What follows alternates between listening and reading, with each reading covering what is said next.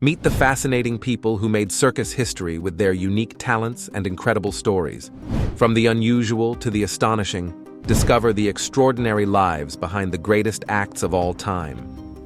Johnny Eck, actor and freak show performer who was born without the lower half of his torso, posing with his brother Robert in 1922. James Morris, the Rubber Man, had Ehlers-Danlos syndrome and could stretch his own skin up to 46 centimeters from his body without any pain, 1880s. Prince Randian, also known as the Living Torso, was a performer in American sideshows in the 1930s.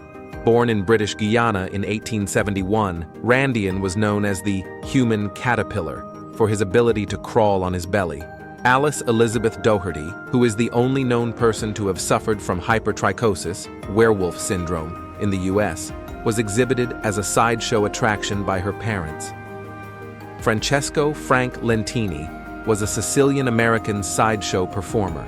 Born with a parasitic twin, Lentini had 3 legs, 4 feet, and 2 sets of genitals.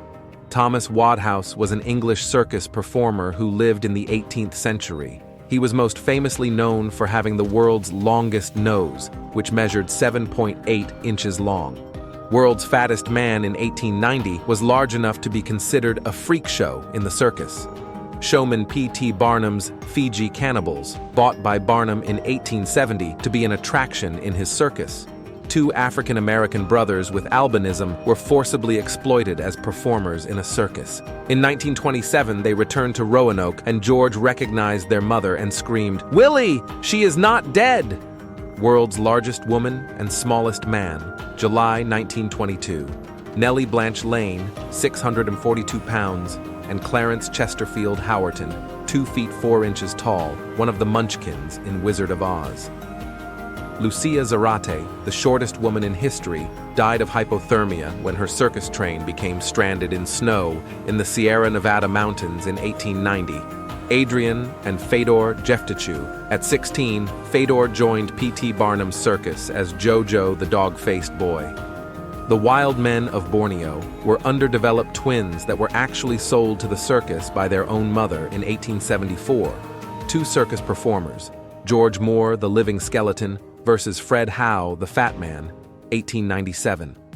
After the death of her husband, Mary Ann Bevan decided to enter a contest and won Ugliest Woman in the World, and was hired by a circus.